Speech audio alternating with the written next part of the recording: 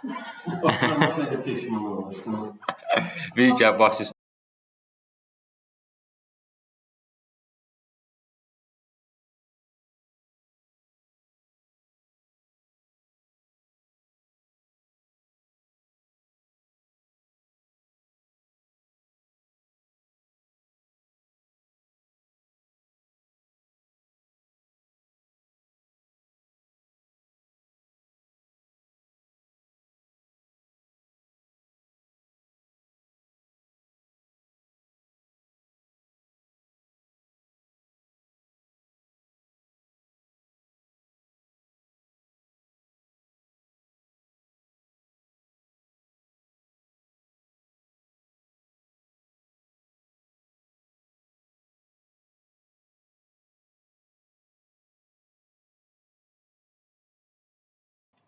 Nəysə, başlayaq. Gördüm ki, bəs uzun ola bilər, bilmirəm. Oxumaq olur? Hə.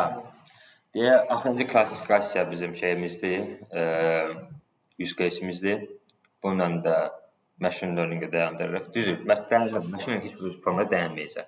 Deep learning-ə də sən lap generative AI verəsə ki, edəcəyik onu inşallah. Generative AI görə olsa, biz hər zaman, yəni back-enddə machine learning modelləri işləyir, onsuz modeli baxımından.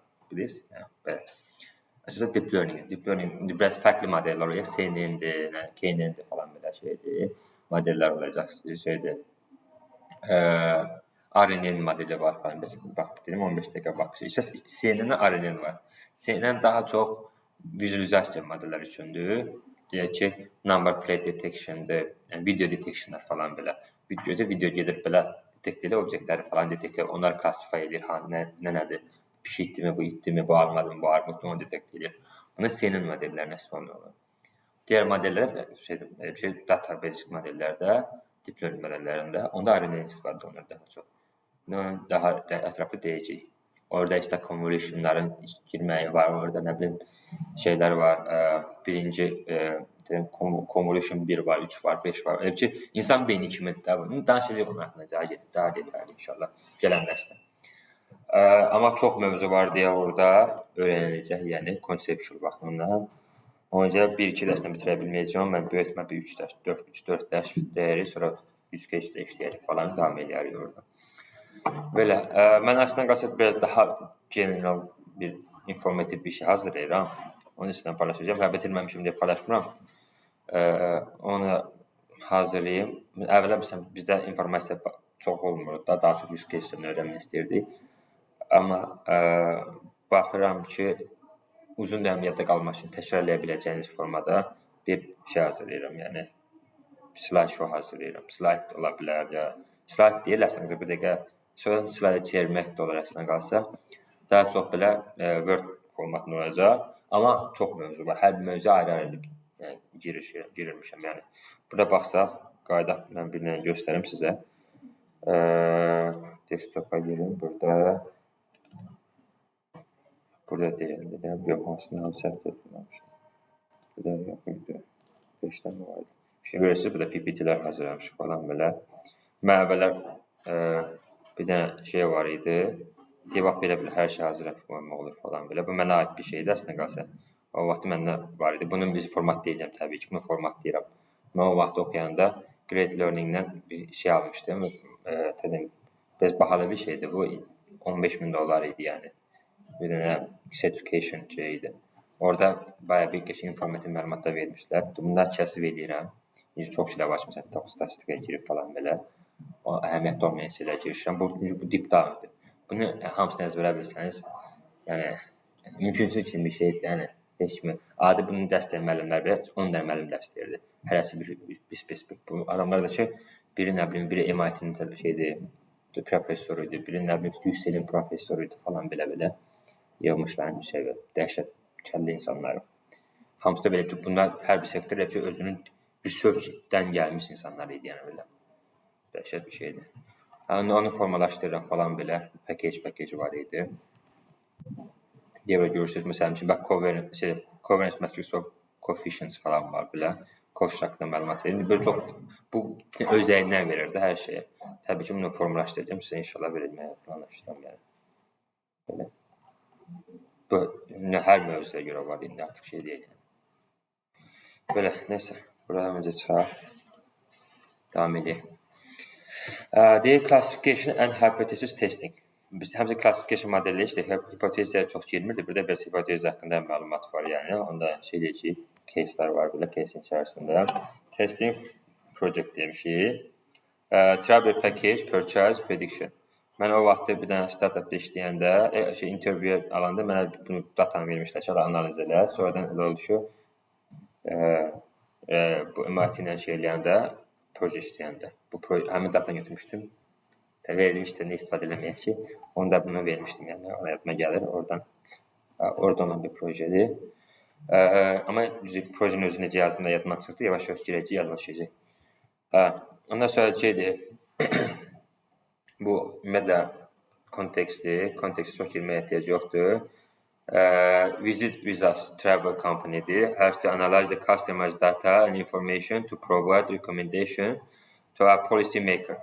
Yəni policy makerlərə rekomendasiya sistemi qrupu ilə bir şey. Bir həm analitika, həm də predictive model kimi. And build a model to predict the potential customer who is going to purchase a newly introduced travel package. Yəni ki, şirkətdir, Visit with us deyə bir şirkətdir. Bu bir şey A şirkətdir, hətta travel şirkətidir. Package-lərlə gəlir qabağa, bir dənə package-lə gəlir qabağa. Baxmaq görürük ki, biz şeydir, hansı ki, bundan data bazasından, bunu da bir şey demək istəyirlər də, deyək ki, marketing eləmək istəyirlər. Marketing tool olaraq da ki, verəcəklər ki, gəlin, bir şeydir, ondan bir data bazası var, bundan əvvəl işləyən insanlara, buna da package olan insanlara, yeni bir package-lə gəlirlər. Həmin data bazdan çəkib kimlərə şey eləsə, marketing eləsə daha yaxşı olur. Çünki marketing özü bir kostlu bir şeydir, çox bahalı bir şeydir. Marketing ən bahalı, kost şirkət üçün.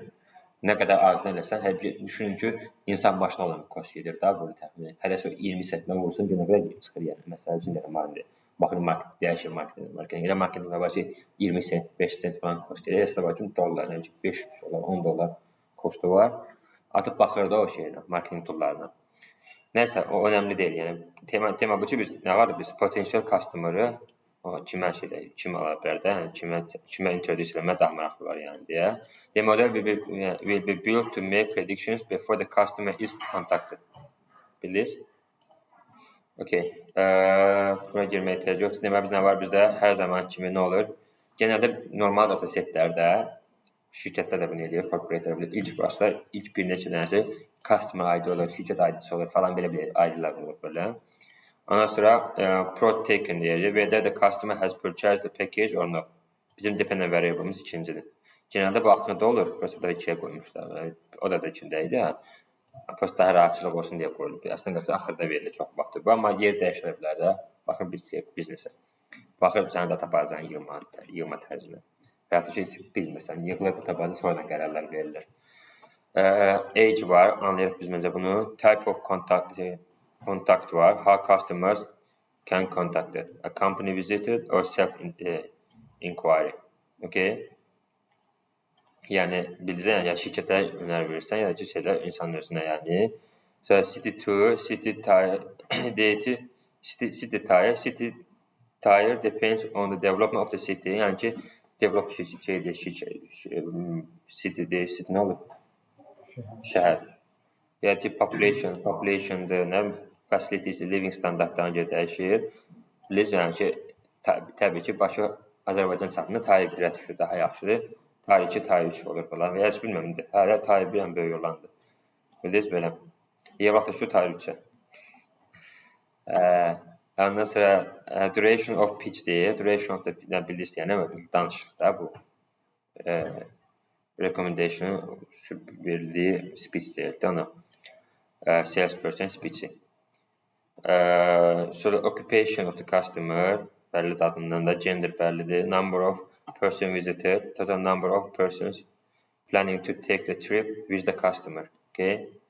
Yəni ki, dependent də belə baxında, yəni həyat ulaşmaq, uşaqların maqları falan, məsələn, nə qədər olacaq da package içərisində olan insan sayı.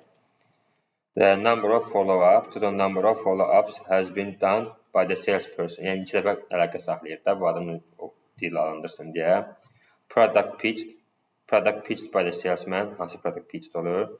So preferred property star, preferred hotels, okay, otelin deməli 2 ulduzmu, 5 ulduzmu nəsə belə. So marital status önəmli çünki bu dəfə package-də öz verəcəksə və yəni həyat yoldaşına apara bilər falan, ona görə dəyərləndirməsini aparsınlar şirkət baxımından. Number of trips, neçə dəfə gedirik? Number of trips in a year by customer. Yəni neçə dəfə customer ümumiyyətlə travel edir. Pasport olub olmaması, pasport yoxsa bir çoxları pasportda şeydə həll edir də ümumiyyətlə insanlar üçün özləri. Pitch satisfaction score, bitdikdən sonra həmişə skor alırlar. Baxırlar görə ki, nə qədər yaxşı, yəni bu salesperson speech eləyib də. So own car, whether the customer own a car or not. Bu niyə təsir eləyəcək bilmirəm visitor üçün. Yəni belə bir şeydə kolumda var idi. Number of children visiting. Sırf childrenlərə baxırlar. Number of children with age less than 5 planning to visit. Yəni o şey var axı, uçuşlarda şey olur axı, balaca olarsa havalimanı pul vermir də, oturacağı pul vermir. Deyəsən 5 yaş olmalıydı belə bir şey. 5-ə kimin belə bir şey, nəsə bir şey olmalıydı. So designation var, customer current occupation, and monthly income, nə qədər qazanc edir bu adam. Demək belə bizim hər zaman kimi Pandas payımız var burada, mətbuat livimizlə Seabornumuz var. Burada nə eləmişik, logistik regress eləmişik bu modelimizi kod eləmək üçün. Sonra SVM'imiz var bizim yenə. Bütün modellər girir. Onca mən deyirəm, tez-tez tutarıq. Bütün 4-5 dənə model eyni vaxtı var əlimizdə. Logistik regress var, SVM var, decision tree var, random forest var. XG boost olmalıydı hardasa. Mən XG boost'un harda şey eləmişdim. Keçdi, axıda var idi o dəfə XG boost'a baxmışım. Random forest var idi. Axırıncıda idi amma o. Yox, ancaq dəstə deyil. Elə attrition-da idi. Baxın.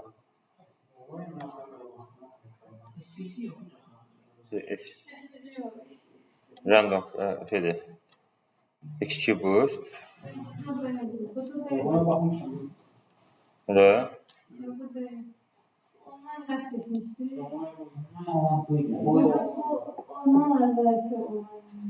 Bu. XG boost haqqdan keçmişik. Prosto onun davamını bilmirəm. Orada XG boost modeli. Onunla XG boost haqqında. Keçdiyimiz dərs var, nə əlavə etməmiş. Olsa onun içində olar. Mən interviewdan bir gün əvvəl həmən dərs eləmişdim. Sabahsı gün mənim interviewum olmuşdu. Random forest var, burada yox. Çox maraqlı bir faktordur. Bu nədir? Buradan mı?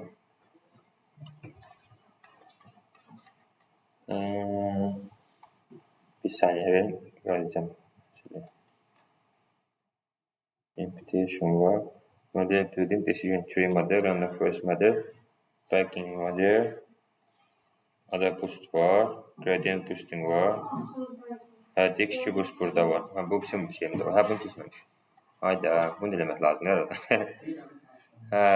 Neyse bunu da, ya bir dənə də var. Yox, bunu deməmişəm. Bu 2 dənə vardı. Buna başlamışaq. Buna eləyərik sonra, başqa vaxt. Vaxtımız olanda arayacaq. Bir dəfə dərs keçərik. Deyəm, çox riskation var, onca qalxın. Neyse.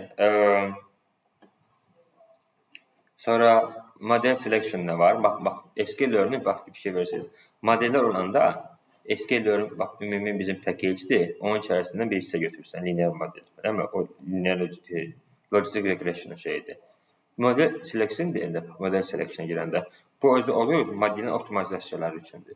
Bilirsiniz, oradan gəlir. Bütün optimizasiya toollar deyirlər. Əgər soruşsa ki, kimsə interviewdə, bəs Python hansı package-ində, inner package deyirlər buna. Hansı inner package-ində şey var, bu modellərin optimizasiyası üçün toollar şey save olunurdu. O zaman deyirsə, SQL Learning içərisində olan model selection-a baxırıq biz buna. Bilirsiniz, belə. Processing şey üçündür, scaling modellər üçün, digər məsələn üçün, data preparation üçündür. Processing üçün. Preparation deyirlər, processing deyirlər, eyni şeydir. Processinglə preparation eyni şeydir. Məntiq baxımdan. One hot encodinglə label encoderdə label encoderlər sətə value'lar verir, dəyərləndirmələr verir.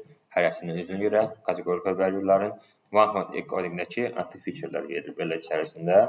Simple imputer'da verirdi. Imputation metriki idi. Verirdi. Hələ bizim missing value'ları doldurmaq üçündür məntiq səbəb olaraq. Sonra bizim burada metriklərimiz var. Metriklər nə var? Bizim modellərin ümumiyyətlə nə dərəcədə yəni ki, evaluation elədiyini göstərən bir metriklərdir. Confusion metrikası maindir. Classification raportu var. Arc-score falan bunlar girəcək bunlar. Bunlar nə olduğunu göstərəcək. Make scores falan bunun haqqında danışacaq vaxt gələndə. Warninglərdir. Bunlar warninglər missing eləmək üçündür, itirmək üçündür. Belə hər hansı bir warning olmasın. Bunu niyə bura əlavədən qoymuşam bilmirəm, bunu qalsın orada.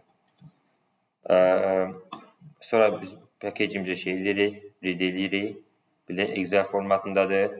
Sheet name, tourism demişik. Yine də sheetə ad vermişik belə. Bunu verməsən də olar dəstində qalsa. Amma vermək də bir şey deyil, göstərici deyil. Bizim burada ID-lərimiz belədir, bizim value'larımız belə görsənir. Bəzi type'lərimiz bizim kategorikal, bəzilərimiz numericaldır. Gördüyümüz kimi daha çox numericaldır, kategorikaldan çox. Ondan sonra shape demişik. Bizim datamız 5000'e yaxındır.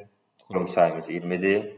Onu görə bildik. Info demişik. Biz baxırıq ki, bizim missing value'larımız nə qədərdir. Burada missing value yoxdur. Burada age'də missing value var. Adca burada var. Falan belə. Ondan sonra çıxardığını görəcək neçə faiz.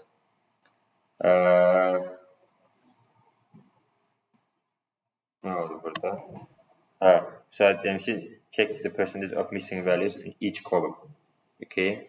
Burada nə yazmışıq? Biz əvvələ başqa bir şey yazırdıq, kod yazırdıq. O kodda verirdi. Ümumi sıralama verirdi. Yəni başdan sona da bax belə bir sıralama verirdi. Burada faizdən yazırdı. Bir də belə bir kod yazmaq olar. Datamızı veririk. Kolum adı verib datamıza. Kolum adı olur, buradan gəlir. Sonra biz həmin o var idi. Bax biz bunu yazırıq da hər zaman. Yazı gəlir bax belə. Biz bu kodu yazırdıq əvvəllər. Bu sizə verir. Bizə missing value'nin nə qədər olduğunu kolum və kolum. Postun içəyə içinə turlamışam. Bir data frame kimi düzəltmişəm. Data frame içərisində turlamışam belə. Niyə görə? Orada ən çox olanı tapmaq olur da. Daha olur. Necə orada eləmək olur. Nətər deyim, ascending descending deyə eləmək olur. Ordering eləmək olur. Bilirsiniz? Necə ancaq data frame orada eləmək olur. Data frame olmayanda orada olmur. Mümkün deyil yəni.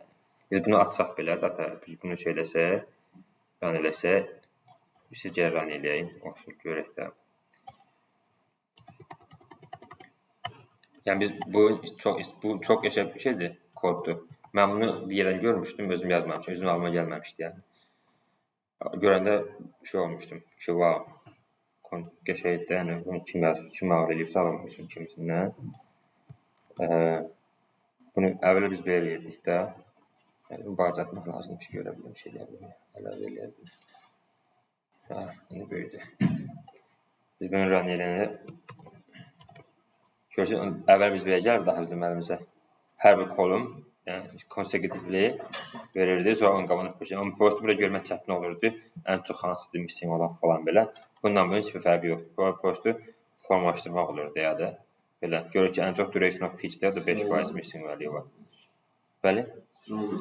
Hadi, böyükdən balaca eləmək olur. Burada. Burada elədik. Burada adı eləmək olur da, belə deyəsən. Bilməm.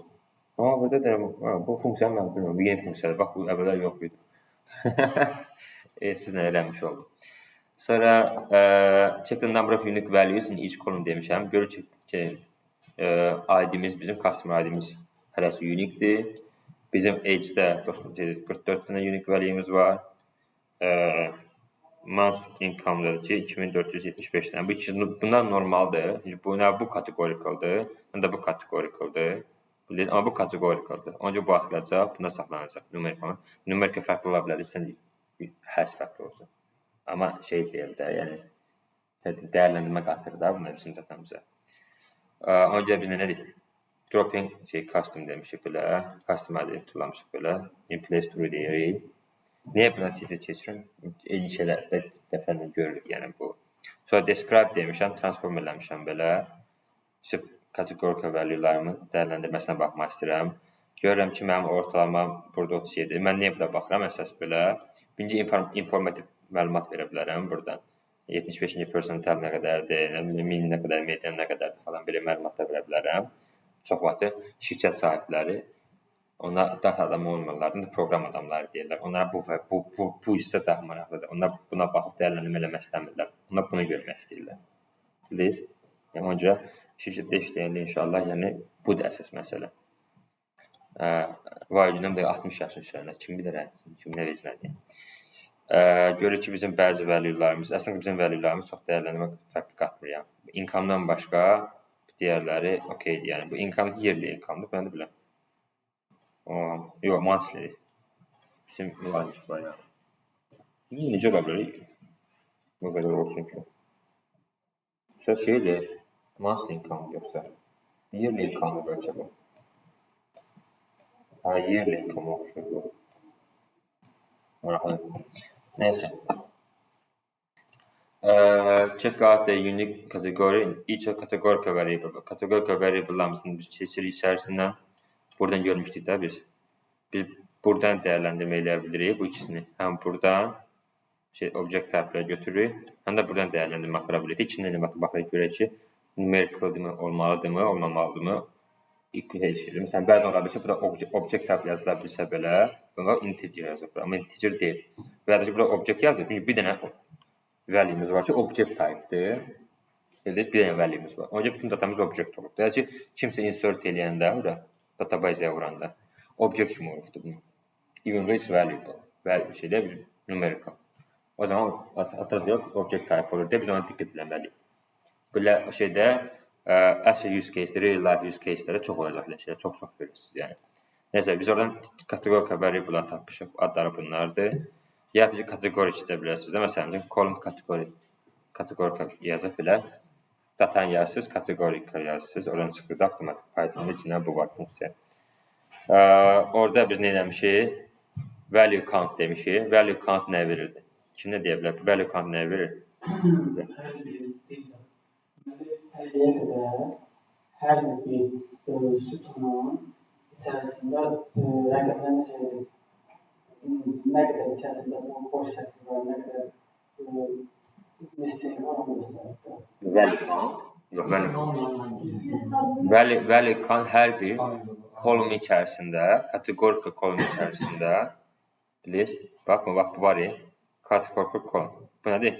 Type of contact-da. Type of missing olanları verir. Bax, type of content var ya, contact. İki dənə tərzi var da bunun. Ya self inquiry'dir, ya company invite edilir. Bax bunu göstərir. Bizim iki dənə fərqli value'miz olacaq. Hər value neçə dəfə çıxıbdır. Onu verəcək. Onu verir bizə. Nə qədər unique bax, hər bir feature-in içərisində unique value-ların count-unu verir bizə. Onu da value count deyirlər. Yəni value nə deməkdir? Bax, type of contact var ya, bizim feature-in adıdır. Self inquiry bizim bunun içərisində olan value-dur. Bu value-nun count-unu verir. Yəni bu value bu qədər çıxır, bu value bu qədər çıxır. Hər bir bütün unique-lərin hamısının value-sunu verəcək bizə. Value count-udur. Okay? Alright? Ona gedirəm. Bu 50 sadəcə budur. Əlaqəsi yoxdur bu 50 ilə 50 ilə. Bu 50 prosto visually xətt çəkmək üçündür. Okay. Burada görürük ki, bizim bunu eləmək məqsədində biz görürük ən çox hansından düşübdür. Dedim. Elə olmayan, məsələn, deyək ki, ola bilsin ki, bizim bir feature-dan burada deyək ki, bizim 10.000 dənə case'imiz var. Burada 4 dənə case'imiz var cəmi. O zaman o kolum bizim üçün dəyərsiz bir kolum sayılır. Çünki 4 dənə var, bənlə dəyərlənmə bilə bilər ki, mən də uniqueness çox bilmirəm. Ancaq bütün datamız eyni şey olmaq, bir dənə şey olmaq deməkdir, bəlli olmaq kimisindən çıxır da. Və ya bizim 4 dənə kateqoriyamız, 4 dənə şeyimiz ola bilər, value'miz ola bilər bir feature-in içərisində. Bir dənəsi çox əhəmiyyətli, 95% təşkil edir, qalanımızı 5% təşkil edir. Bilir? Ona olur onda məndə value dependence problemi yaşayıram da mən. Mənim həmin feature-im imbalance feature-dir. Imbalance feature dəyərsiz feature sayılır.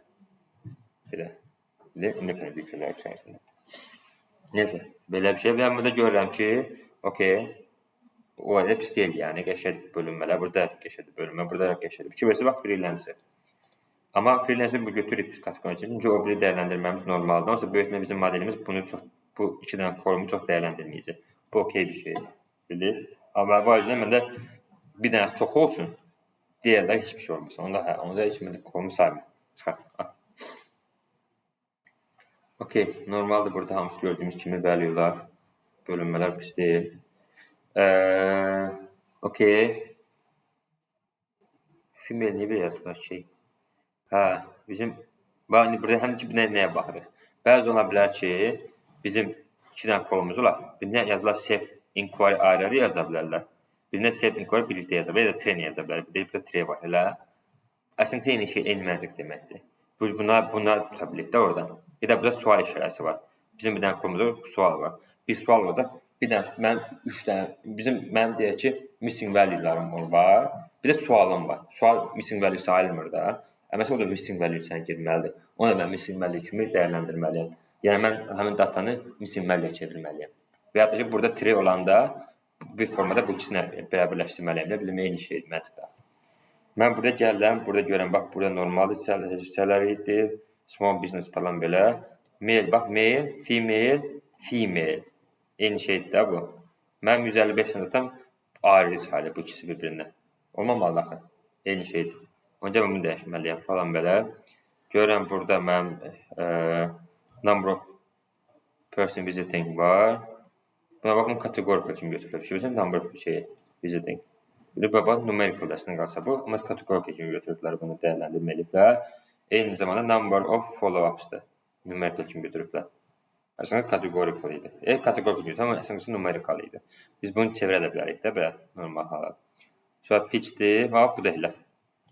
Starları da şeylər, 3 star, 5 star, 4 starı onu da çeviriblər. Okey, çox maraqlı. 5 star, 4 starın çoxdur. 3 starın olması normaldir. Çox adam çünki chip flight istəyir. Chip travel istəyir. Amma 5 starın 4 starın olması, çox olması biraz mənaqlı bir tema. Nəysə, anladınız yəni bu konseptimi. Baxırıq deyərlərini görür ki, okeydir, hər şey normaldır. Ondan sonra biz nə edirik? Replace elədik. Bax, nə demişik? Data, bizim data setimizdir. Gender kolumuzun adıdır. Replace demişik. Bizim funksiyamız var. Birinci actual value'dur, olandır. İkinci də ki, istədiyimiz value'dur. Replace'in içi budur. Replace də birinci bir şey veririk. O, replace eləmək istədiyimiz datanı veririk. Bax, bizim kolumuz bəllidir. Onun içərisində value'miz bəllidir, budur. Onu nə əvəz eləyir, onu veririk. O datamızı əvəz eləyir, sonra da qaytar gətirib bu gender datamıza əlavə eləyir. Okey? Onu gəş eləmişik. Sonra nə demişik? Deyək ki, kategorikal datalarımızı, kategorikal kolumlarımızı type'larına baxaq. Bilək, deyək kategorikal datalarımızı type'larına baxaq. S-type deməkdir. S-type kategori. Bildiniz? S-type kategori hansı kategoriyada olduğunu göstərir. Biz görürük ki, okey, bax, bunun hamısı kategorikal verirlərdir. Mənim kolumlar deməyəm. Görürəm ki, mənim prod tokenu, bax, niyə belə demişik? Biz normalda götürəndə object type olsa belə, kategorika deyəndə o avtomatik dəyərləndirir. Bunu bayaqdan object type kimi vermişik də belə. İndi bu kategorika salanda bu özü numerical orada ortaya çıxır. Bildiniz? Yəni biz belə deyəndə S-type kategori deyəndə öz avtomatik olaraq bizim kategoriyalarımız ortaya çıxır. Actually, həqiqətən kategorikalsa kategori qaytaracaq. Yox, o integer typedirsə, amma kategorikal kimi databazaya vurulubsa, integer kimi çıxacaq bu. Bilin, actual value. Bunu məsələn üçün, bilirsiniz, anladınız yəni nə demək istəyirəm. Mən demişdim axı, bizim burada əvvəldən, bizim databazamızda, bax bu var ya 3, 5, 1, 4, 2, yəni pitch statistic function scores. Bu object type idi. Gəlin qaydan buna baxaq. Bunlar önəmli faktorlardan öncə deyirəm. Hani pitch. Bax, object type idi. Yox, product pitch deyildi. Hani pitch. Pitch statistic faktoru. Nədir onu? Neyse. D-type integer. Bizə bu integer verir, mən tapamadım. Vaxt öldürməyin, məncə də əhəmiyyət yoxdur. Biz belə çıxır yəni. Sonra nə demişik? Datamızı kopyalamışıq. Exploited data analysis demişik. Exploited data analysisdən nə qalmışıq? Histogramı çıxardırıq birinci biz. Bir də ki, şeyə çatmışdıq. Boxplotdan histogramı çatdırıq, histplotu. Age kateqoriyası üçün. Biz görürük ki, bizim age'imiz aşağı-yuxarı 36-37-dir ortalaması və mənim age kateqoriyam slightly right screw'dur, slightly. Amma demək olar ki, normal distribution deyə bilərik biz buna. Rahatlıqla baxıb. Approximately normal distribution. Tam deyil, amma okeydir yəni bizim üçün bu fikir. Demişik, biz nə demişik burada? Duration of pitch də demişik, onu da çıxardırıq. Burada görürük konkret right screwness var. Daha çox nədir? 20 dəqiqə, 20 dəqiqə deyir də, 10 dəqiqə falan, 15 dəqiqə falan. Pitch daha çox 10 dəqiqəli pitchlər olubdur, yəni daha çox bizim belə. Ondan sonra duration of pitch 40 demişəm, 40-dan çoxlarından baxmışam, 40 dəqiqədən çox. 40 dəqiqədən çox məndə var, baxın ki, baxıyorsa 120-yə kimi gəlib çıxıb da bura. Hələ 120-yə kimi gəlib çıxıb bu. Bunun bura verməsinin səbəbi, demək 120 olan bizim bir datamız var, haradasa bir dənə də olsun, bir dənə, iki dənə belə.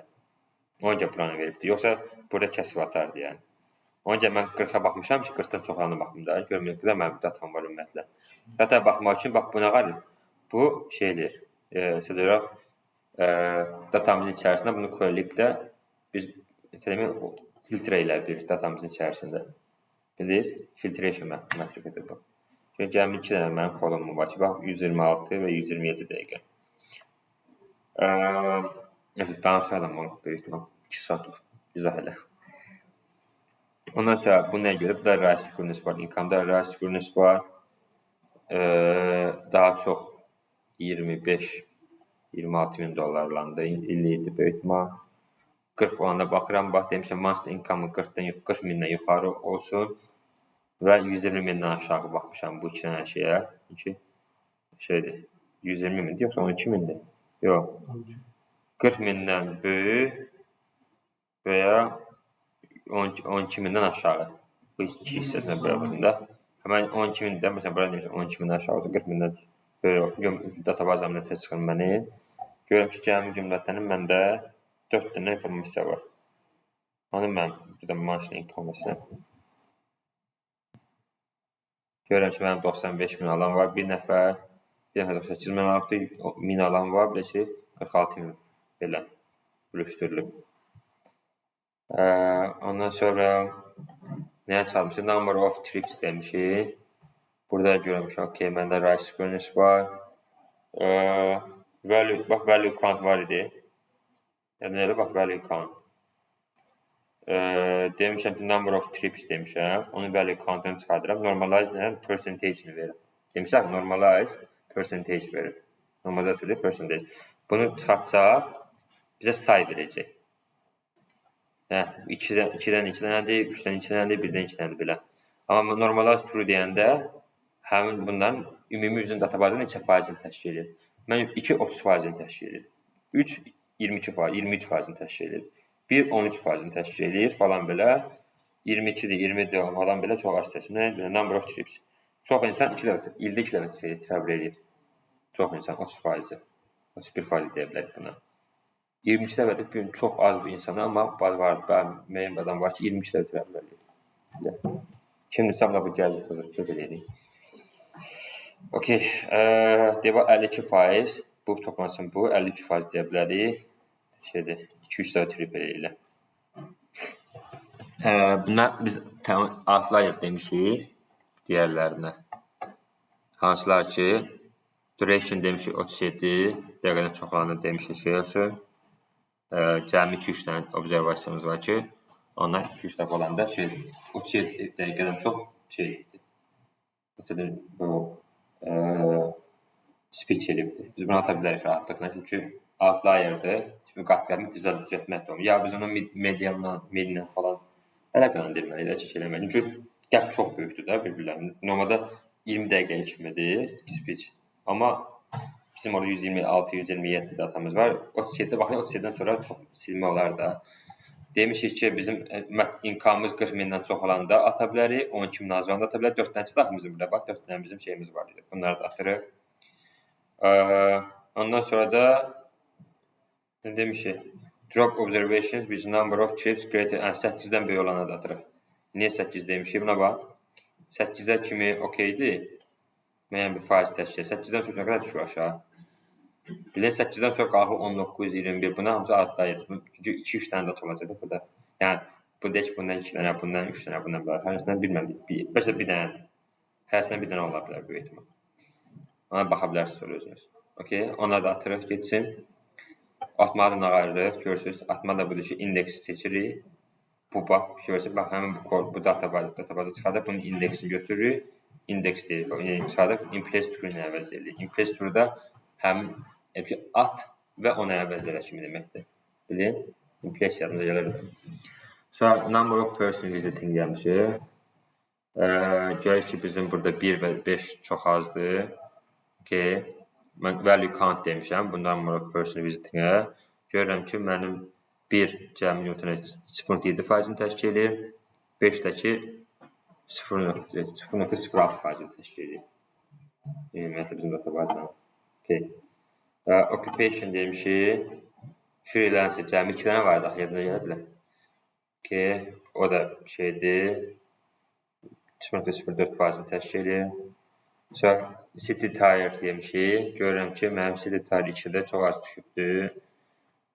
Cəmi 4%-ni təşkil edir. Sonra gender demişəm. Gender biraz okey, daha çox male'dir. 60% yaxın. Sonra nə demişik? Number of follow-ups demişik. Okey. Ən çox 4 dənə follow-up olur. Product pitch demişik. King daha az olub. Digərləri standartla super deluxe olur. O basic ilə deluxe okey. Okey, yəni ki, niyə standart? Standart istəyən yoxdur. Çox adam ya super deluxe, yəni deluxe istəyir, ya basic istəyir. Interesting. Ondan sonra company visitor, self-inquiry demişik. Yəni normallar deyək ki, buna personel çıxardırıq. Self-inquiry 70%-ni təşkil edir, Ops 29%-ni təşkil edir. Designation demişik. VIP, yəni ABFP azdır. Yerlər daha çox. Nəsə, bunlar ki, durmalı mənası yoxdur, çox tanışını. Bivert analisisdən biz götürmüşük nəyi? Correlation matrix atmışıq. Görə bizim numerical feature-lar arasında bir correlation var. Görə ki, okay, güclü bir correlationımız yoxdur bizim. Yəni bizim bütün feature-lərimiz okeydir, yəni heç nə atmağa ehtiyac yoxdur. Ona səbəb demişik şeydir. Analizimizdə görək ki, bizim bu mərital statusla prod-taken arasında olan fərqləri görmək istəyirik. Hansına qədərdir falan mərital statusa görə. Görürük ki, daha çox single adamlara daha çox şey olubdur. Prod-taken nə idi? Prod-taken şeydir. Prod-taken. Neçə tamamlandı? Company shows community higher. Marry people with the most common customer company. Şeydir. Əsas danışılan insanlarda belə baxanda bilir. Göz daha çox single'larla söhbət aparır, nəinki marriedlərlə. Marriedlər çox belə danışmaq istəmirlər. Ondan sonra kinglər baxın, görür ki, daha çox basic'lərini daha çox söhbət edirlər. Basic satışlar daha çox insanlar danış edir ki, yüksək qurucu satış adamları. Nəinki deyərlər deyək ki, pulver deyək ki, tabada. İzah edin 5 dəqiqə bəs edin, aldım. Amma bəzi lower insanlar daha çox bilmək istəyir məlumatlar. Çünki çox seçimləri yoxdur da. İldə 5 dəqiqə çölə çıxmır, bir dəqiqə çölə çıxarlar. Daha maraqlanırlar onlar belə şeylərlə. Falan belə, bir də pasport bir şey olan görür ki, pasport olanda daha çox nüfuz istəyir, necə olmayan. Çünki olmayanlar tez qırır, atır da deyək ki, mən pasportumlara gedir. Nəsə belə. Bunlar özünüz baxa bilərsiniz. Mənə gələn modeli məsələsinə girişək. Prod-taken şeydir, yəni ki, qəbul eləmir kimisindən də. Yəni ki, gedəcək, getməyəcək kimisindən. Gedib getmir, bilin belə bir şey. Yəni, imza atdımır ki, mən yox, gedib getmir, yox. Gedirmi, yəni imza atır ki, mən ödəniş verdim, gedirəm də bilə. götürəm həmin təklifi. Protect-imiz mənim bizim kategorik bizim independent variable'ımızdır. Digərləri də bizim independent variable'ımızdır, bilinmi? Okay. Demişik. Duration of each number of as we aim to predict customers who are more likely to buy the product, we should drop the columns as these columns were not available at the time of prediction for a new data. Mesela çünkü demişik ki biz bu kolumları hatırlıyoruz. Duration of the pitch, the number of follow-up, the product pitch, the satisfaction falan böyle. Bunlar biz atırız ki bu hiç eləməyəcək. Necə bu demiş bunlar? Çünkü bunlar sırf satış üçün önemlidir də. Bilirsiniz, bu adamın qəbul edilməməliyindən çox qalxmır da belə kolumlar. Bizim kolumlar ata bilərik yəni. Sürətlə qalmışıq, datamızı 30%, 70% diyerekten train test kurmuşuq, dataları bölüşdürmüşük və stratified sampling demişik. Stratified. Niyə stratified'dən istifadə edirik biz burada? Yadınıza gəlir? Model uyananda, model əvvəl deyək ki, yes 87%'dir, no 13%'dir. Model train olur, yəni o zaman yes 0%'lər dəyişməsində strat istifadə edirik ki, faiz nisbəti dəyişməsində. Yəni əvvəl 87'nin 13 idisə, model sonra 87%'nin 13%'dir. Doğru, yəni ki, arasında olan demişim, yaxınlaşmışdır bizdə. Value'lar arasında, yəni ki, kategorik value içərisində. Bizim dependent variable'ımızın ona bir şeydə listener binary classified'da ola bilsin ki, bir class obisindən daha yuxarı olsun. O zaman istəyirik ki, biz equalize'da, yəni həm training, həm test tutmuşuq. Yəni bizə ola bilər trainingimizə çox düşməz də, deyək ki, bir kateqorikdən heç düşməz yəni bizə, random selection deyə. Onda sıxıntı yaşayırıq da, bizim modelimiz yaxşı işləməyəcək yəni. Sonra ne demişik? Simple imputer deyib, biz medianla əvəz edirik numerical kolumlarımızı. Bizim bəzi missing kolumlarımız vardır. Age kolumda months income'dır, bir də number of trip'də bizim numerical kolumlarımızdır. Bu üç dənə əsas belə. Onları medianla əvəz edirik simple imputerlə. Stratejimiz mediandır. Sonra da fit transform deyirik, bizim onu trend datamıza deyirik. Trend datamızı düzəldirik. Missing value'larımızı əvəzləyirik də əlbəttə ki. Həm də test datamızı. Okay? Razılaşdıq. Ondan sonra bir də ki, bizim kategorik kolumlarımız da var. Bizim 3 dənə kategorik kolumuz var. Buna da most frequent demişik. Yəni ən çox istifadə olunan hansı value-dürsə ondan əvəz eləyək. Belə əvəzləmişik həm test datamız üçün, həm training datamız üçün. Sonra da biz gəlirik, biz şeyə baxırıq. Həm train datamıza baxırıq ki, hansı missing variable, həm test datamıza. Görürük ki, okey, hamısı yerində. Okay? Ondan sonra biz gəlirik təzədən, bax bizim bu şeyə vardı. Kategorik kolum, float type'imiz var. Nədir? Neysə, eləmişik. Train test datamızı bizim nümunə baxımda float type-ə çeviririk belə. Passport 1.0 onu float type çevirdik. S-type float demişiksə, S-type nə qədər format dəyişdirir. Yəni ki, integer şeyimizi eləyir float type eləyir. Biz niyə bunu eləyirik? Çünki regression modellərdə bəzən bizim bir neçə feature'imiz floatdirsə, bəzilərimiz integerdirsə, hamısını float çevirmək daha yaxşıdır. Düzdür, modelimizi daha da ağırlaşdıracaq biraz daha, amma çox da eləməyəcək, çox da o qədər də əhəmiyyət kəsməmir. Big data bayağı təsir edir.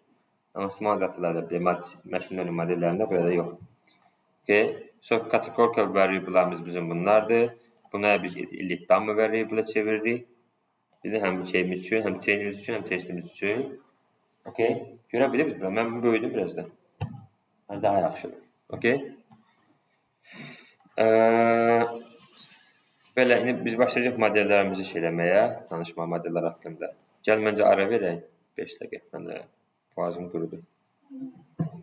Sonra davam edir, ha? Okay.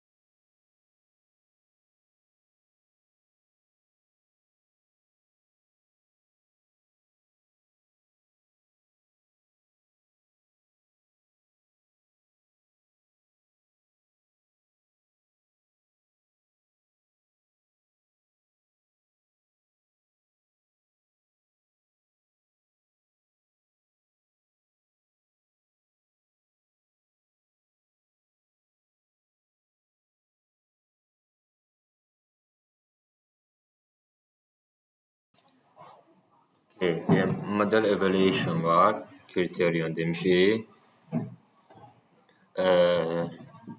Okey, burada çox girməyin əhəmiyyəti yoxdur bu qədər də. Bildiyimiz kimi bizdə yes no olduğu üçün bizə ən vacib şeylərdən biri nə olacaq? Əvvəl danışmışdıq ki, biz çalışırıq ki, recall-u daha çox maksimalize edək. Niyə görə? Eyni formada biz çalışırıq ki, ən çox bizim üçün birlər önəmlidir də. Kimlər gedəcək? Biz onlara daha çox fokuslanırıq da. Çünki model biznesi qoydu ki, kimlər gedir? Bilir. Kimlər götürəcəklər bu deyildir də. Biz onlara daha çox. Çünki bizim üçün nə qədər düzgün predict edə bilsək ki, birlər bir dəqiqətən bizim üçün daha önəmli onlardır. Anladıq nə demək istədiyimi? Yəni, 2 kateqoriya var da, ya 0 kateqoriyasıdır, getməyənlər, ya ki, 1 kateqoriyasına gedənlər. Bizim üçün ən çox birlər də önəmli. Görürük ki, building the model demişik. 4 dənə modelimiz olacaq bizim. Onların hamısına baxacaq. Burada hansısa bir modeli mən koyulamışam. Nəsə, bizim matriximiz olacaq da şeydir. Classification raportdan götürəcəyik. Confusion matrix düzəldirik də belə. Bizim üçün bu önəmli idi də. Demişdik yaxın. Confusion matrixdə nədir? Bizim x'imiz bizim şeydir, predictionlardır, y-imiz bizim actual value'lardır. Actual'larla predictor arasında olan fərqi baxacaq belə. Ona görə taplarda confusion matrix qurulur belə. İndi deyək, logistik reqressiyamızı qururuq. Bir də markını vermişlər mənə. Hansını daha çox markını istəyirəm, buna çox takılmayın yəni. Ondan sonra buna bax, hissə hansı nə qədər marking verəcək, olmalı olduğunu.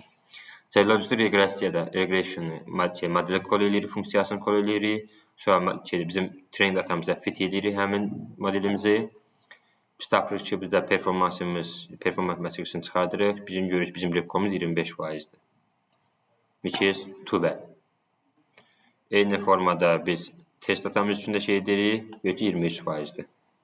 Düzdür, hər hansısa bir overfitting yoxdur, amma modelimiz yaxşı model deyil. Biz burada görürük ki, recall, but decent precision score. Dediyimiz recall'umuz bizim çox azdır, amma precision score normaldır. Precision normaldır. Amma şey də yaxşı deyil. Nə deyirsən, recall'umuz heç o deyil yəni. Devam bax, 63. 63 tane bizim düzgün şeyimiz var. Birlərimizi düzgün predikləmişik. Bilirsiniz, amma 213 tane bizim missing şey olmuş. 50'nin 50 atsaq daha yaxşı çıxardı nəinki belə. Sonra find the optimal threshold for the model using the precision recall curve.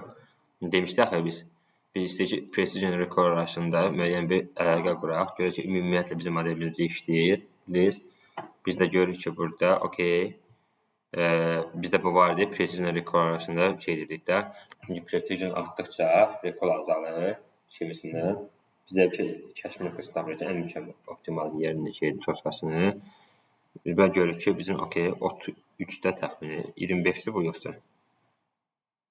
Neysə də tapılır. Mən burada görürük ki, bizim thresholdumuz 25 olanda ən optimal olub toçkamız 25'ə düşürmüşdür. Thresholdu demişdiniz ki, dəyişib baxarsınız. Qiymətləri dəyişəndə məsələn thresholdun məntiqi tam başa düşmür. Yəni o recall artır azalır. Recall, bax belə deyək də, ümumiyyətlə modellərdə bizim precisionumuz niyə artır azalır? Thresholdu dəyişəndə məsələn recall demişən artır azalır. Çünki bax, precision recall tərs mütənasib olan bir şeylərdir. Precision artdıqca recall azalır. Elə recall artdıqca precision azalır. Bilirsiniz? Ona görə də biz elə ki, kəşf nöqtəsi tapırıq. Elə bir nöqtə ki, optimal nöqtədir. Həm precisionla ki, recall bir-birinə bərabərdir. Biz çalışırıq ki, biz modeliyə quraq ki, aralarında olan fərq çox dəhşət fərq olmasın da. Görürsən, 98-də biri 23'dür. Belə tapmaq çalışırıq, bunu nə qədər minimallaşdır. Ən yaxşı halda nə qədər olar ki, bir-birinə yaxın olsun, yəni bildiniz. Yəni, aralarında olan fərq çox olmaz. Çünki bizim şeyimiz, precisionumuz, sıfırlar yoxdur. Onları ki edir, təyin edir. Recall'umuzda birlərimizi şey edir, təyin edir. Recall nə deməkdir? Dedim, biri var ki, o dedi true pozitiv, true negativ. True pozitiv, bax, true pozitivləri şeylə dəyərləndirən bizim precisionimizdir. True negativləri, false negativləri təyin edən bizim şeydir. Deyim, bizim şeyimizdir, rekolumuzdur. Okay. Ancaq biz tapmağa çalışırıq ki, bizim bu kəsmə nöqtəmiz haradadır. Ona görə biz bir nöqtəyə toskilə veririk, dəyərləndirmələ veririk. Həmçinin düşür aşağı bir. Oradan biz tapırıq ki, kəsmə nöqtəsi haradadır. Bildiniz? Aldın, yoxsa hələ sualım var? Ondan sonra da biz tapırıq ki, gəl bir şey eləyək. Threshold value'mizi qoyaq. Bildiniz? Threshold'umuzu qoyaq və threshold'umuzu, bax, prediction'imizi threshold'umuza görə dəyərləndirə bilirik. Ona görə onu nə çıxır bizə? Bizim görürük ki, bizim rekolumuz artıb, precision'imiz azalıb. Görürük. Eyni zamanda biz test setini eləsək, görürük ki, bizim yenə də o qədər pis deyilən. Burada 60 idi, burada 65% oldu. 81 qaldı, eyni qaldı yəni. Okay. Yəni, hətta test datamızı daha yaxşı predict edir ki, rekolumuzu, nəinki training datamızda. Okay, which is a good, not too bad, right? Pretty good enough. 180'in 222'ye. Okay. Ona sadece support vector machine demişik. SVM'de bir şeyleri. SVM'de bize ne lazım idi? SVM'de future scaling önemlidir, belə scaling. Okay, demişler tree-based modellerde scaling lazım değil ama Türkiye'de SVM modeli case sensitive diye bize bunu şeylenmeli. Sonra onu fit eləmişik training datamıza. Okay. Feature range mənfi 1-dən 1 o deməkdir, bütün feature'lər götür, dəyərləndir deməkdir. Okay, bu sualı verirseniz, bu nəyə görə, bu range feature nəyə gəlmişik belə, hamısını götürmək deməkdir, yəni, bilirsiniz. Yəni, 1-dən, mənfi 1-dən 1-ə kimi, arxadan qapağa gedir, elə ki, bütün feature'lərimiz götürür kimisini. Bizim dediyimiz kimi, 2 dənə fərqli, bizim sualda nə demişik, scale eləmişik biz bunu, training datamızı. Yəni, bu nə deməkdir, yəni, bütün feature'lərimi götür, hamısı üçün şeylərdə, bu scaling ediləcəksən. Sonra transform demişəm. Normalda bura fit yazmasaydım, mən burada fit transform deyə bilərdim də belə. Mən burada belə yaza bilərdim, buradan eləyə bilərdim. Prosta əvvəldən demişəm fit olsun, belə yazmalı. Ya bunu götürə bilərsən aradan. Bildin? Əvvəl bunu bir şey edib çıxarıb oradan yazabilirsən. Hələ ki, belə bir şey edə bilərsən. İndi eləmirik də bizə bunu. Belə daha rahatdır. Okay?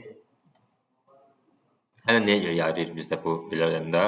Mən training datamızı necə eləmişəmsə, scale eləmişəmsə, test datamızı da eyni formada scale eləyirəm. Bir-birinə eyni formada bərabər qalsın, yəni dəyişməsin. Yəni training datamızın formatını test datamızda qursun. Bilirsiniz, eyni şeyi eləsin. Sonra linear şey demişik, SVM demişik. Linear SVM-i də şey eləmişik, fit eləmişik bizim scale datamıza, scale train'də də. Yəni baxım train bizdə train normal train'dir. İndi bizim scale train oldu. Bilirsiniz? Scale test də qaldı belə yerində. Scale train'imizi şey edirik, prediction edirik. Bizim həmin bu modellə, bizim modelimiz bəlli oldu axı. SVM modelidir, bu modeldir. Onun da bizim datamızı, train datamızı, scale datamızı vurduq və Y train'də y train'imiz dəyişmir. Y train'imiz qalıb yerində 0,1 onsuz da dəyərləndirməmiz. Oradan biz tapırıq nə? Rekolumuz bizim 100% olur və şeyimiz, precisionimiz də, precisionimiz bizim 81%'dir. Amma biz birləri 100% tapır, sıfırları.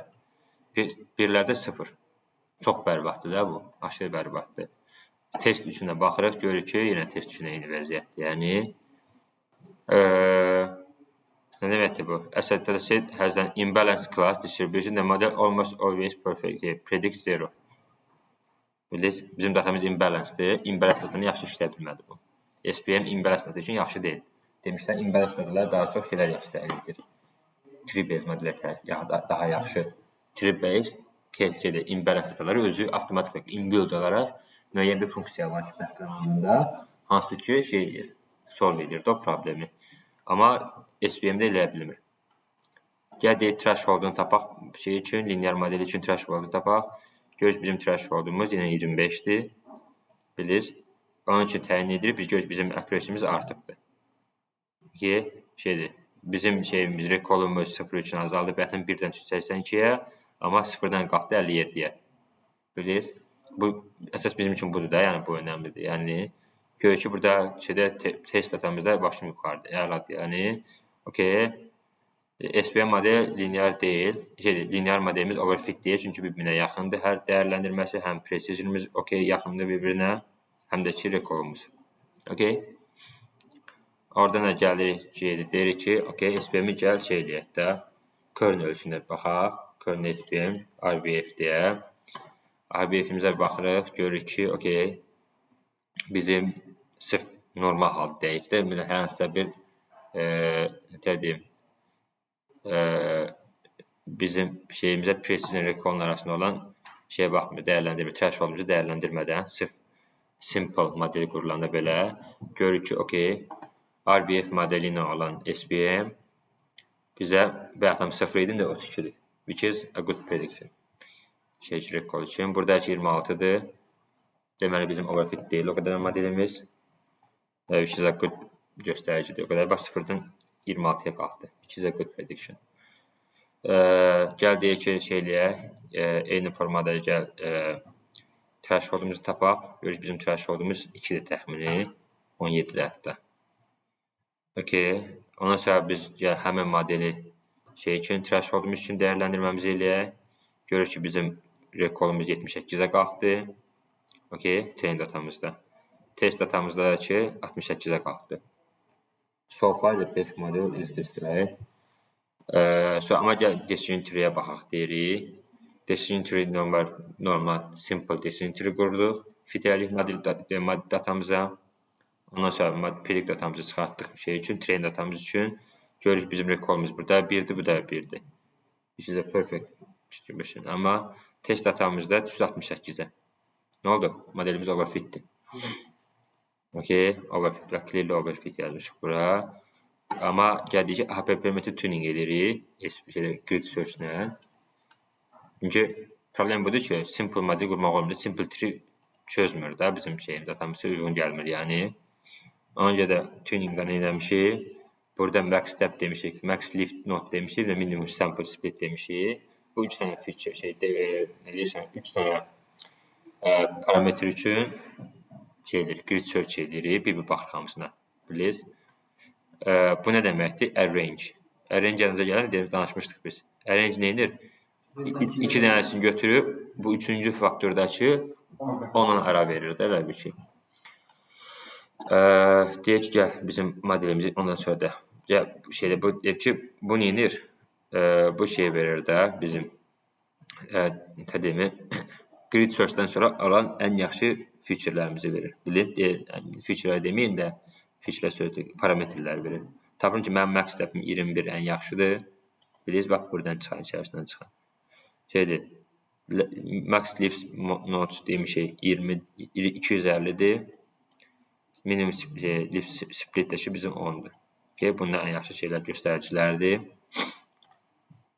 Random state 1 demişik də, random state eyni qalır. Random state dəyişmir o zaman. Bilirsiniz? Random state 15 qoysa və çox bir şey dəyişməyəcək. Prosu 1 yazanla random state 15 olan başqa model var. Eyni model olmur o zaman. Bilirsiniz? Seed yoxdur, seed dəyişdirəndə elədir ki. Ona görə də gəlmişik modelimizi yenə test edirik train datamızda. Görürük ki, bizim şeyimiz 82-dir. Even better SVM-də. Sonra bizim test datamızda 58-dir. Yenə overfitdir. Nə gördük bizə? Decision tree model with default parameter is overfitted the train data and is not able to generalize well. Okay. Tuningdən sonra belə yenə bizim modelimiz overfit olubdur, yəni.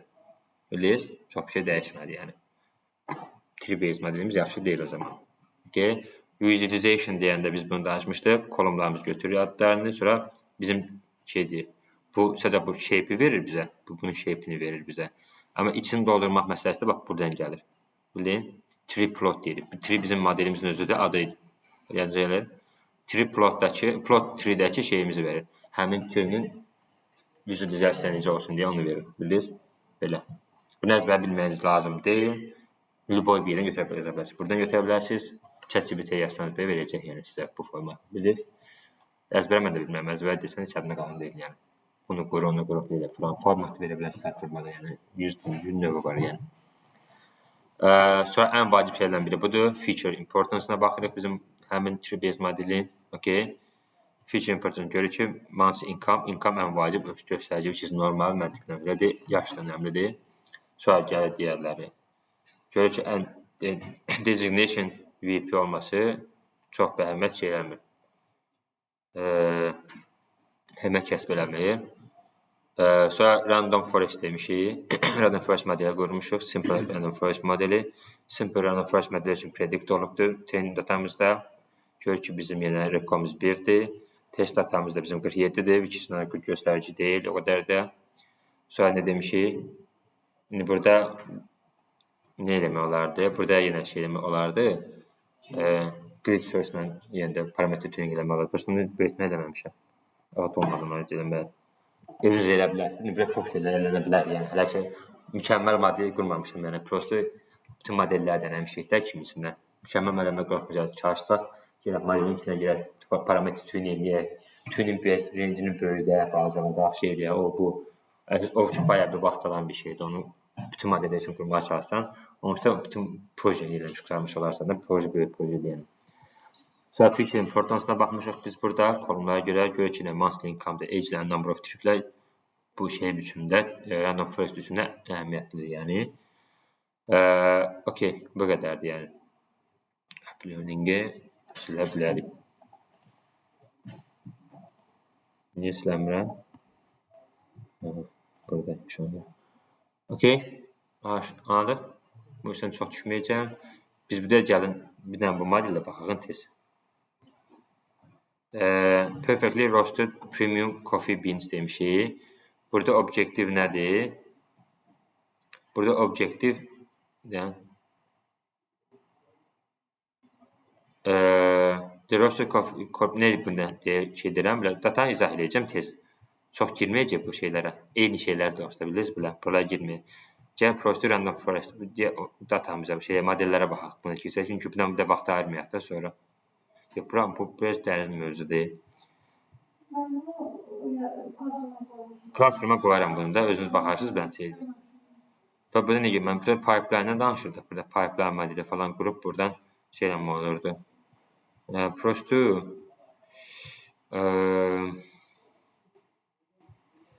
başlasaq bitirə bilərik mi görəm?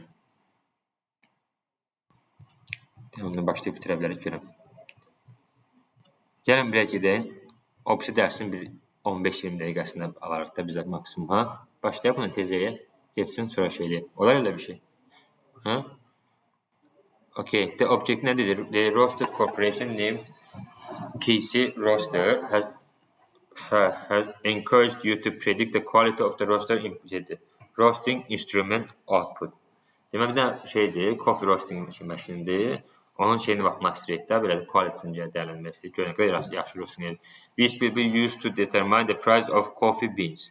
The quality value range from 0 to 100, with 0 being worst, 100 being best. Okay?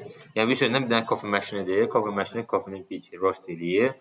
Roast eləmə dərəcəsinə görə də qiymətləndirmə verilir. 0 ilə 100 arasında belə. Buyur. Coffee roasting instrument used by roaster is divided into 5 equal size compartments, each with nəsə belə bir şey. Bunu çox dərinə girmək məncə bilirsiniz şeydir. Bunu özünüz oxuya bilərsiniz. Gəl buradan girişək. Belə sensorlarımız belə var. Bizə 5 dənə fərqli sensordan keçir belə şey maşında. Hər bir sensorunda özünün şey olur. Temperature olur bilirsiniz. Hər bir sensorda 3 dənə temperature olur. Sensor 1-də 3 dənədir burada, sensor 2-də 3 dənədir, 3-də, 4-də, 5-də. Bilirsiniz, belə deyək də. 5 dənə kompartmentdə hərəsinin özü istiliyi olur. Belə. Biznes almama ehtiyacınız yoxdur, necə o maşın almama ehtiyacınız yoxdur bir dəqiqə. Sonra bizim edge data deyə bir dənə datamız var. Height of raw material layer basically represent the volume of raw material going inside the chamber in pound. Yəni bu istədəki şeydir. Edge data demişik, height of raw material. Nə qədər raw material ata bilirik də həmin kompartment, bizim maşının içərisinə. Bilirsiniz? Ona görə demişik, edge data da var. Roasted coffee beans relative humidity. Humidity datamız var bir də bizim. Bilirsiniz? Bir də quality datamız var. Bu da bizim şeydə dependent variable'ımız var. Belə quality yüksəkliyi necə göstərir. Nə normal bizim yəni simple inputerlərimizdir. Cross validation score məsələsidir falan bilə. Stratified K-fold deməkdir. Foldlar bölünür. Biz atamızı şey üçün, tree based modellər üçün stratified formada bölür də. Yəni stratified sözünü bəxtlə anlamışdıq da. Bəzi kolonlar bir value-dən daha çoxdursa, digərinə azdırsa, onun demək aslında eyni formada bölsün datamızı. Random selection eləsə belə. Sonra isə burada indi şeylər var, regression tree modelləri bulmuşuq. Orada regressor var, random forest var, gradient boosting var, AdaBoost var, stacking regressor var. Bunlar tree based modellərdir. Hamısı fərqli. Bildiniz? Yəni hamısını eyni vaxtda indirəndə belə yaza bilərik. Ya bunun qabağına atıb belə yaza bilərik. Buradan bunun qabağından davam edə bilərik belə. Bildiniz? Bunu belə davam edə bilərik. Prosta belə davam eləməmişik. Bunu altdan qoymuşuq deyə bunun içərisinə girsin deyə o zaman şey açarıq. Parantez içərisinə almaq lazımdır. Okay? Yəni Python'ın şeyidir bu. Yazılım tərzidir sadəcə olaraq. Yəni bunu eləməsə bu şeyin buna aid olduğu bəlli olmur da. Bildiniz? Yəni bu hissə aid olduğu bəlli olmur. Ona görə bunu qoymuşam. Format display verir bizə, warninglərimizi verir. Datamıza baxa bilərik biz. Datamızın 29.000 dənə bizim entry'miz var, 18 dənə feature'miz var. Bunu oxuşur datamız. Okay. 0-dan 100'ə bizim quality'mizdir. Age level'imizə bizim bütün datamız numerical type. Which is good. Sonra görürük ki bizim duplikatımız yoxdur. Duplicated yazırıq. Sum demişik. Ümumi sumda görürük ki bizim duplikatımız yoxdur. Missing value check eləyirik. Görürük ki bizim missing value'lardan cəmi cümlədə. Bax bu ikisində missing value'miz var biraz bizim. 15% və 11% olaraqdan. Okay. Buraya girsə yenə görürük ki biz burada görürük nə qədər var da. Təxminən 31 dənə burada missing var. Biraz da burada 31 plus 13. 44 dənə. 44 dənə burada missing value'miz var. Sonra summary demişik, çatmışıq. Mənim minlərim aşağı yuxarı çox dəyişir eləmir. Sonra demişik, copy demişik. Biz hər zaman copy eləmək lazımdır datamızı hansısa bir operasiya eləməmişdən qabaq. Exploited data analysis demişik. Bura çox girməyə ehtiyac yoxdur. Nəyə gətirmiş satmışıq? Bu data type 1-in ümumiyyətlə biz histogram, boxplotunu çıxardırıq və histogramı çıxardırıq. Bu funksiya nə qarır? Bu funksiya bütün baxıram ki, mən hamısını numerical olsun mən dataları. Hamısı aşağı yuxarı indir də. Onca mən bir dənə funksiya yazmışam. Bir dənə funksiyadır bu. Bu boxplotla histogramı çıxardır. Bildiniz? Belə bir şey verir yəni. Yəni o funksiyanı mən call eləsəm hər dəfəsində, bu funksiyanı call eləsəm hər dəfəsində içinə datamızı qoyuram. Yox. Mənə nə yazını verəcək yəni. Bildin? Eyni formada bunun içinə qoyuram. Baxıram, indi burada hamısı üçün qoyulub, baxılıb bir-bir. Onu axıt yoxdur baxmağa. Deyirsən, ona görə məsələn ki, bunu niyə bunu eləyirik biz belə? Bəzi məsələn ki, bizim şeyimiz olacaq da, həm distribution'ımıza baxa bilərik, həm də ki, baxa görə bizə bəzi crazy value-lar varsa, onları atmaq, həmin kolonları ata bilərik falan, həmin entry'ləri ata bilərik falan belə bir şey. Məsələn, görür ki, burada buna bax, 600-dən sonrası mənasızdır. At keçsin, ya da 700-dən sonrasını at keçsin. 700-dən sonra atmaq olar. Bilirsiniz? Yazır ki, 700-dən böyüksə at, onu çıxar bilməklə. Və ya burada, bax, bu hissəmiz var bizim, 750. Mənasızdır, buradan sonra ata bilərik. 620-dən sonra 600-dən sonra ata bilərik yəni. Burada da eyni formada. 400-dən balaca olan 600-dən. Hə? Ha, onlar da drop eləyə bilərsən elə şeylər. Bax, belə olanı drop eləmək. Bu nə üçündür? Bunu drop eləmək üçün görmək istəyirik. Sadəcə. Buna baxın, nə qədər bizim şeyimiz var, yəni. Unranged datamız var. Bilirsiniz? Buna çox da. Amma böyük ihtimal sən buradan drop eləyəndə öz datatı buradan çıxacaq, yəni. Buradan da onun üçün düşəcək. Extreme value-ları çox vaxt drop eləmək. Bizim datamız big enough-dırsa, drop eləyəcəksin. Çox gözünün yaşına baxın. Özəlliklə də bizim bax distribution'ımız əslində qalsın normal distribution'dur. Buna bax, bu normal distribution'dur. Bu da normal distribution'dur. Bunlar atından sonra. Bildim, bu da normal distribution. Amma normal distribution olduğu sürəcə okeydən ata bilərsin. Bildim? Sonra discard plot demişik, bura baxmışıq falan çox vaxt ayırmayaq. Məncə buna əhəmiyyətdir. Sonra biz bura gəlişiyə baxırıq. Deyirsən, correlation metrikə baxaraq görürəm ki, T1-la T2 birinci şeydə highly correlateddir. Eyni zamanda 3. Yəni tensor 1-də, tensor 1, 3 dənə sensorun 3-ü də yox. Hətta compartment 1-də 3 dənə sensorumuz vardı. 3 dənə sensor bir-birinə correlateddir. Highly. Highly correlated. Bax 2 ilə 3 də correlateddir. Bax 2 ilə 3 də correlateddir. Və şeydə compartment 5-də 1 ilə 3 2-də. Yəni ikisində məsələn compartment 1-də və 5-də bizim şeyimiz var, korrelasiyamız var. Yəni bütün şeylər hamısı birdir. Necə bunu çox girməyək də, o məsələn anlatacağım datamız üçün. Pre-processing demişik, datamızı yenə kopyalamışıq biz. Sonra quality demişik bizim dependent variable'ımızdır. Digərləri də bizim independent variable'ımızdır. Sonra trend tespit demişik 40% yuxucu test kimi. Qalanı şey eləmişik. Sonra trend bu test data, trend datamızı da bölmüşük şeyə. Trend datamızı da bölmüşük 50% deyək şey validation datamıza. Validation eləmişik biz. Bilirsiniz? Demişik 17 mm testi, trendi 6 mm testi. Qalan da biraz da şeyimdir mənim. Qalan 50% da şeydir. Train validation'dır. Bilirsiniz? Validation set demişik. Bura göstərmişik. Train setimiz bizim şey 17.000 dənə informasiya, 17.500'dür. Validation'ımız bizim 5.800'dür. Test datamız da 5.826. Niyə edəmişik validation'ı? Validation. Train datamızın nə qədər yaxşı olduğunu göstərir də. Validate edir. Danışmışlar onun haqqında biz. Sonra demişik simple inputer demişəm. Mənim bəzi missing value var da 2 dənə kolumda. Ona simple medianla eləmişik. Input elədik hamısı üçün. Bizim 3 dənə datamız var axı. Üçünü ayrı-ayrılıqda götürmüşük, şey eləmişik, imputation eləmişik. İndi tema nədir? Bu simple input deyəndə train datamızın üçün eləyəndə, sırf train datamızın medianını götürüb doldurur yerinə. Burada validation datamızı götürüb medianını götürüb onu qoyur yerinə. Bizim həmin feature üçün. Bilirsiniz? Ümumi datamızın medianı yox. Həmin databazanın medianı. Yox, fitimizi falan onun üzərinə qoymuşuq. Bilirsiniz? Həmin databazanın. Ümumi databaza yox. Onu yada saxlayın. Görür ki, hamısı missing value yoxdur mənim. Sonra model building'ə giririk. Model building'də deməli nə varmışıq? RT-square var idi, adjusted RT-square. Onu çatmışıq, onun funksiyası belə yazılır. Yəni, riyaziyyat funksiyası vardı biz bunu yazacağıq. Belə yazılır. Bunu çox şeyləməyə başınızı yormayın. Lüboy vaxtı hara baxsınız, görə bilərsiniz da. Sonra model performans yoxdur şeydə. Absolute. Sən niyə mənə buna giriş? Bayaqdan biz şey dedik. Buna girək.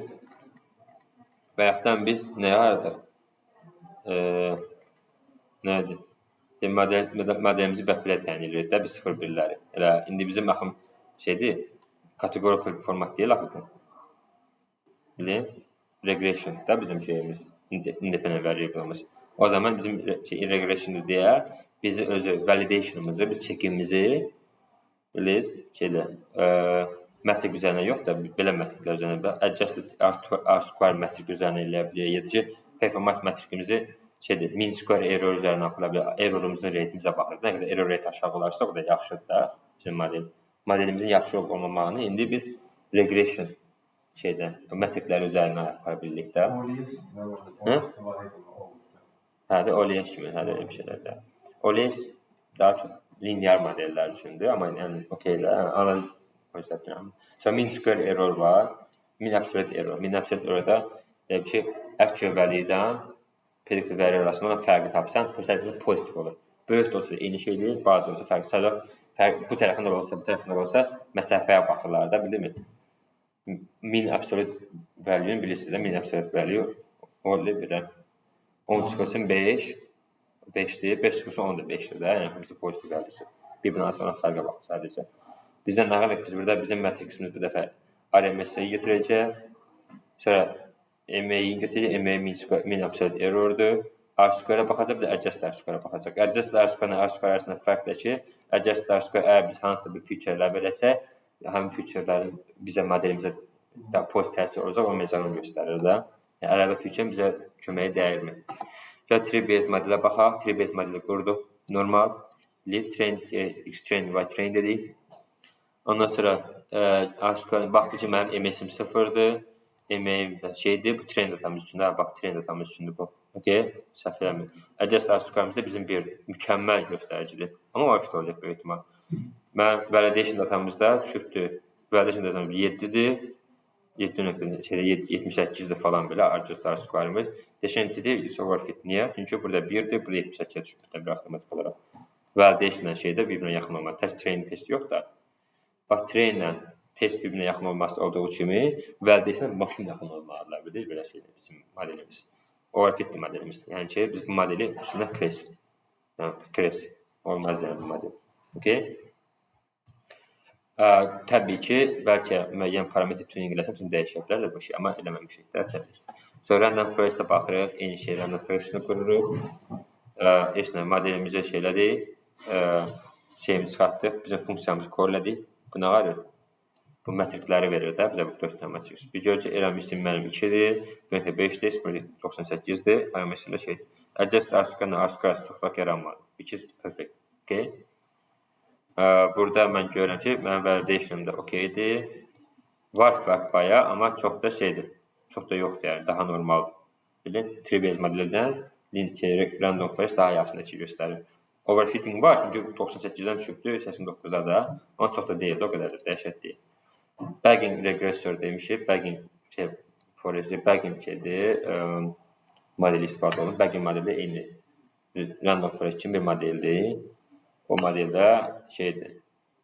Bu bagging modeli ilə random forest modeli ikisi də bagging modeli sayılır. Okay? Boosting modeli, XG boost falan boosting modeli sayılır.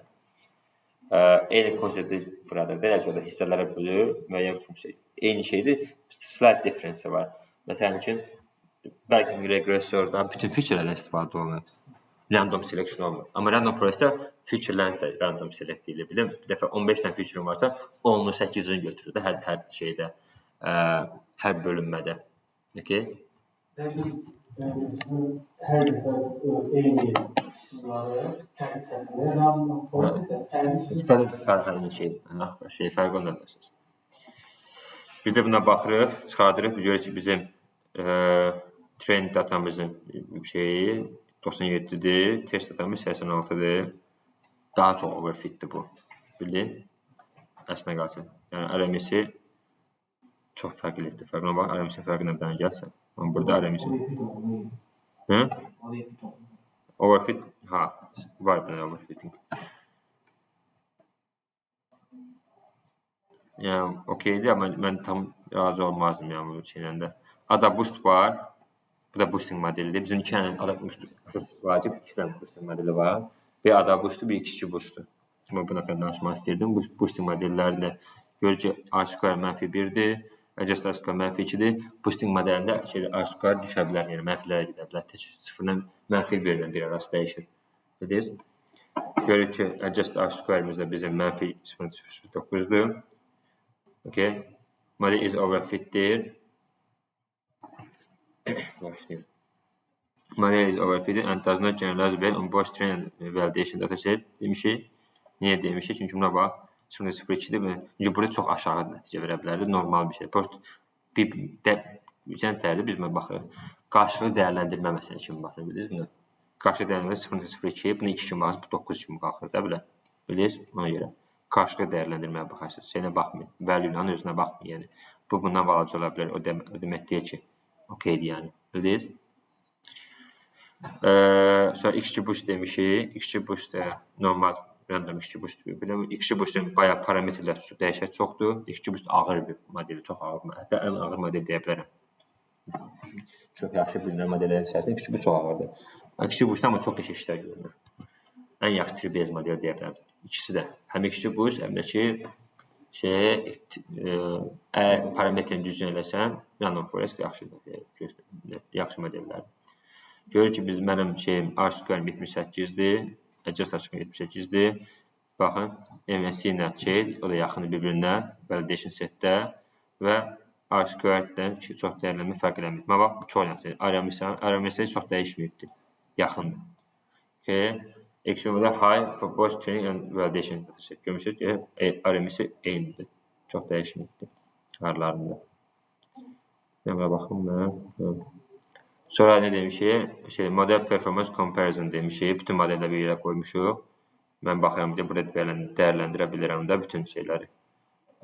Bütün modellərin performance matriksini eyni zamanda.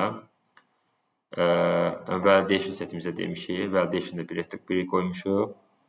Sonra bir yan-yana compare eləyəndən sonra biz görürük ki, random forestdir, bagging regressive decision tree.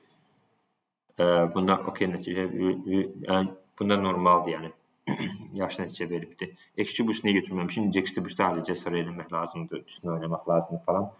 Onun görə çalışsaq, tuning eləməyə çalışsam mən XGBoost-u görə. Mən gərək 15 gün falan belə durmancaq onu gözləyəm. Çünki həqiqətən XGBoost-u işləməyə çox ağırdır backenddə. Onu tuning eləmək üçün gərək AWS-də falan eləyəsən, oradan əlavə GPU falan alasını eləyəsən, bir çətindir. Yəni o lokalda eləyəsən deyən olmur.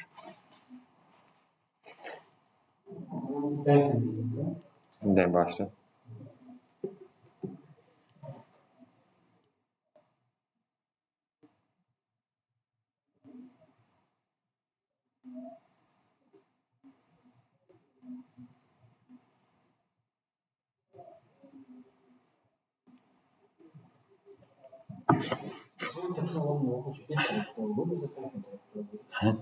XGBoost-da GPU yetmir.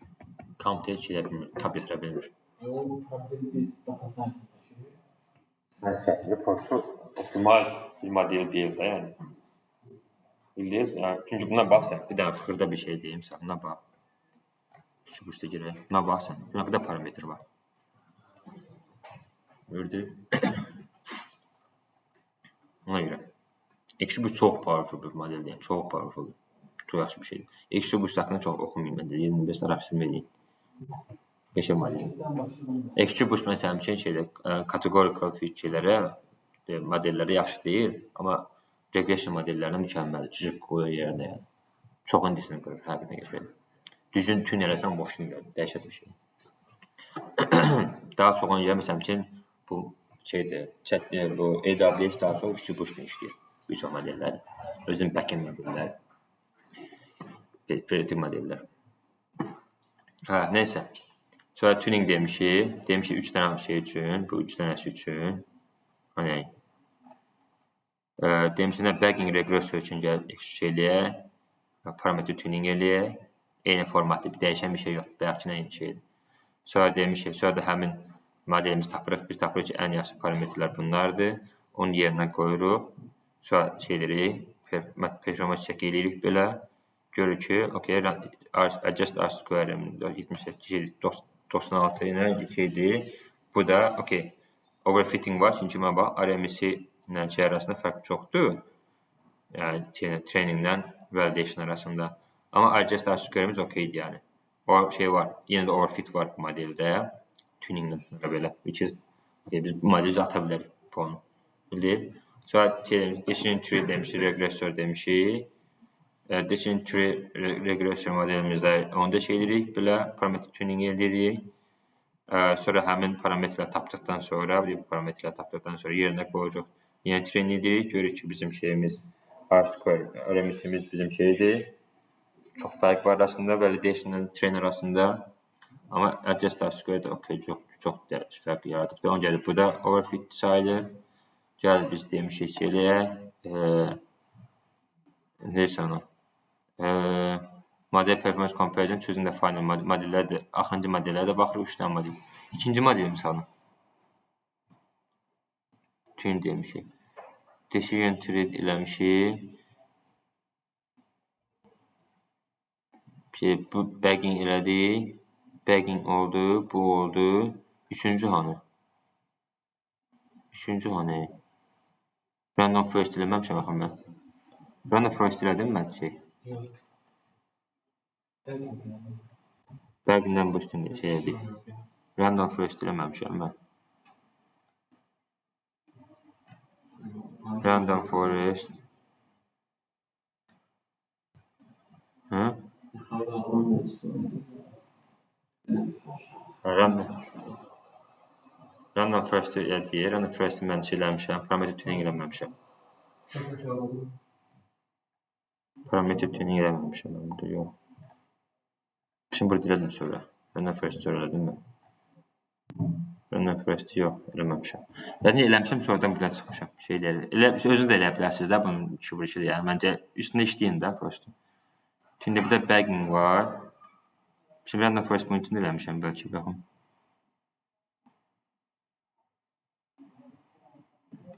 Amma eləməmişəm. Hər özünüz də eləsiniz də özünüz üçün bir şey eləsiniz. Yəni okeydir yəni. Mesela burada 3 dənəsini dəyərləndirmişəm. 100% yazmışam, sonradan silmişəm, eləmişəm falan. Əlimdə falan bilmirəm. Belə bir şey tapmışıq. 3 dənəsinin arasında fərqə baxırıq. Eyni zamanda içində validation set içində baxırıq biz şeyimizə, tuningimizdən sonra olan value'larımıza. Result tapırıq. Random forest oversampled data. Yəni ən yaxşı şeydir. Niyə baxırıq? Random forest 4.99-dur, 5-ə yaxındır. Burada 2-dir. Arasında olan fərq çox deyil dəyərləndirməmiz. Həm R-square-imiz də okeydir. Belə value arasında dəyərləndirmə. 98 ilə 90-dır. Ən yaxşı göstərici bunlardır da, yəni. Bu 3 dənəsi arasında random forest ən yaxşı nəticə veribdir. Sonra da demişik tuninglə sonra baxaraq görürük ki, bizim dəyərləndirməmiz nə qədərdir. Test datamız da aşağı yuxarı bizim validation setdən aşağı yuxarı eyni dəyərləndirməmizi verir. Bildiniz? İşiniz də bu göstəricidir. Sonra feature importance-dan baxaraq görürük ki, biz burada hansı feature daha önəmlidir. Biz görürük ki, bizim featurelərimiz əslində qalsa hamısı eyni qədər dəyərləndirmə alıbdır kimi, statiyaya kimi. Çox da fərq yoxdur. Ən vacib budur. Ondan sonra yerdə qalan hamısı eyni qədər dəyərləndirmə alıbdır. Importance alıbdır. Burada use pipeline to build a final model. Final modeli bulmaq üçün nə qarırıq? Biz burada random forest götürürük. Bu nə qarırıq? Bu stepləri verir də, bütün stepləri verir. Belə halda yaza bilərik. Məsələn, biz final datamızı götürürük. Datamızı götürüb də input yerdə bir yerə qoya bilərik. Bax, imputation matriksi var deyil, mediandan. Eləmişdik qıraqda. Onu belə götürürük. Bizim modelimiz özü əvvəldən bilsəydi, bax, imputationımızda bir dəfə, hamısını bir dəfə bir mərhələdə adlaya bilərik də. Imputationımızı da qoya bilərik. Modelimizin adını seçirik. Bir də içərisində olan feature'ları qoyuruq, parametrləri qoyuruq. Feature parametrləri qoyuruq. Tak deyə bir dəfə bir dənə pipeline qura bilərik, model pipeline qura bilərik belə. Okay? Bu da onun pipeline'ımızdır. Sonra da biz nə qarırıq? HP-də datamızı bölüşdürürük, aktiv datamızı about tuturuq bizim bu modelimizin içərisində. Okay? Ondan sonra da biz nə çıxacaqsa pipeline içərisindən baxa bilərik. Yəni pipeline bütün bir sistemi yoxdur. Inputerdir, nədir, hamısını qoya bilərik pipeline'imizin içərisinə. Okay? Bu önəmlidir. Bu sifrə girmir. Prosto göstərmək istəyirəm ki, model pipeline necə qurulur. Model pipeline odur ki, datamızı iki hissələrə bölürük. Sonra o datamızı yerinə missing value'lar falan belə şeylər var. Nə varsa hamısını modelin içərisində eləyə bilərik. Pipeline içərisində eləyə bilərik. Model building kimi. Amma təbii ki, ilk başda modelin transformasiyası da olur. Bu da hər şeyi optimizasiyası falan belə şeylər, parameter tuning falan temaları ilk başda qıraq deyilsə, sonradan biləndən sonra modelin pipeline içərisinə qoya bilərsən. Pipeline içərisində onu yazmaq olmuyor. Okay? Yəni, optimizasiyanın pipeline içərisində eləmək olmur. Alright, bu. Bitirdik ya 15 dəqiqə. 20 dəqiqə falan. Saha bildiğiniz şey. Hədə tez keçə bilir. Gördün